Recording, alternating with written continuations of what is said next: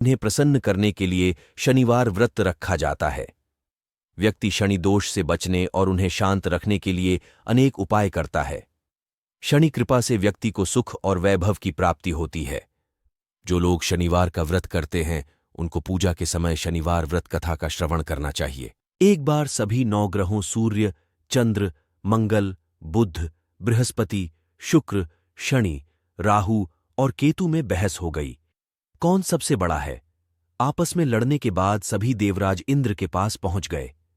इंद्र असमंजस की स्थिति में निर्णय नहीं दे पाए, परंतु उन्होंने सभी ग्रहों को सुझाव दिया कि पृथ्वी पर राजा विक्रमादित्य ही इसका फैसला कर सकते हैं, क्योंकि वो बहुत ही न्यायप्रिय राजा हैं।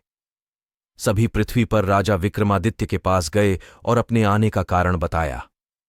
राजा उनकी समस्या को सुनकर बहुत परेशान हो गए।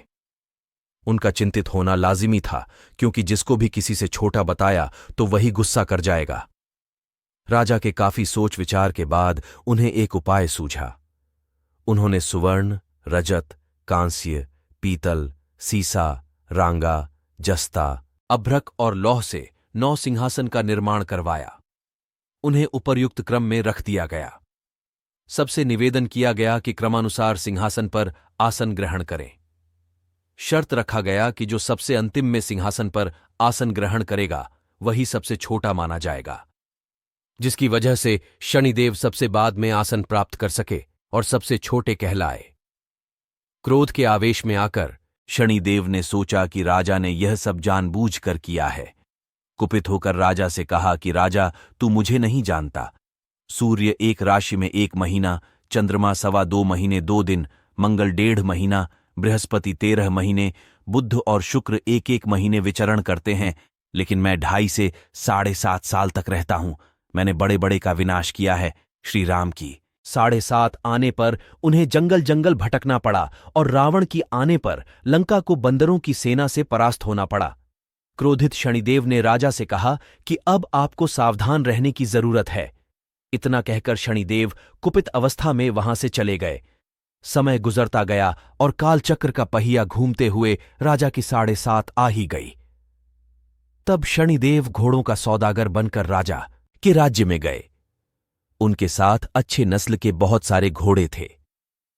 जब राजा को सौदागर के घोड़ों का पता चला तो अश्वपाल को अच्छे घोड़े खरीदने के लिए भेजा। अश्वपाल ने कई अच्छे घोड़े खरीदे। इसके अलावा सौदागर ने उपहार स्वरूप एक सर्वोत्तम नस्ल के घोड़े को राजा की सवारी हेतु दिया। राजा विक्रमादित्य जैसे ही उस घोड़े पर बैठे वह सरपट वन की ओर भागने लगा। जंगल के अंदर पहुंचकर वह गायब हो गया। भूखा प्यास की स्थिति में राजा जंगल में भटकते रहे। अचानक उन्हें एक ग्वाला दिखाई दिया जिसने राजा की प्यास बुझाई। राजा ने प्रसन्नता में उसे अपनी अंगूठी देकर नगर की तरफ चले गए। वहां एक सेठ की दुकान पर पहुंचकर उन्होंने जल पिया और अपना नाम वीका बताया।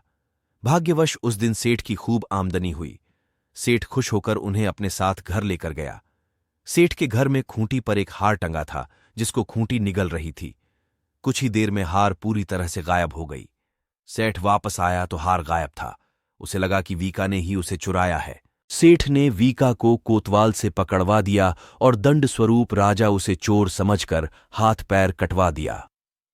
अंपग अवस्था में उसे नगर के बाहर फेंक दिया गया। तभी वहां से एक तेली निकल रहा था जिसको वीका पर दया आ गई। उसने वीका को अपनी गाड़ी में बैठा लिया। वीका अपनी जीभ से बैलों को हाँकने लगा। कुछ समय पश्चात राजा की शनिदशा समाप्त हो गई।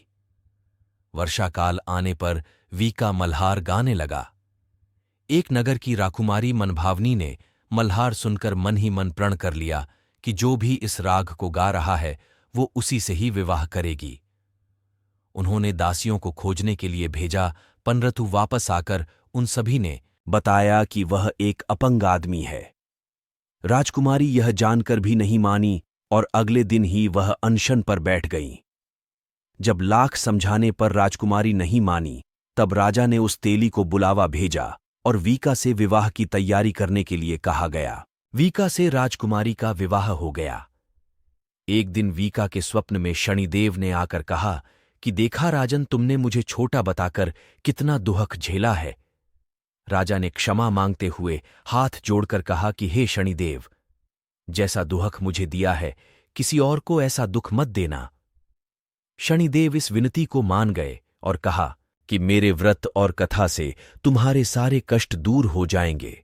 जो भी नित्य मेरा ध्यान करेगा और चींटियों को आटा डालेगा, उसकी सारी मनोकामना पूर्ण हो जाएगी। शनिदेव ने राजा को हाथ पैर भी वापस दिए। दूसरे दिन जब सुबह राजकुमारी की आंख खुली तो वह आश्चर्यचकित, कोई दोष नहीं है। सेठ ने निवेदन करते हुए कहा कि मुझे शांति तभी मिलेगी जब आप मेरे घर चलकर भोजन करेंगे। सेठ ने कई प्रकार के व्यंजनों से राजा का सत्कार किया। जब राजा भोजन कर रहे थे तभी जो खूंटी हार निगल गई थी वही अब उसे उगल रही थी। सेठ ने अनेक मोहरें देकर राजा का धन्यवाद किया और अपनी कन्या श्रीकंवरी से पाणी ग्रहण का निवेदन किया। राजा ने सहर्ष स्वीकार कर लिया। राजा अपनी दोनों रानियों मनभावनी और श्रीकंवरी को लेकर उज्जैन नगरी लौट आए। सारे नगर में दीपमाला और खुशी मनाई। राजा ने घोषणा करते हुए कहा कि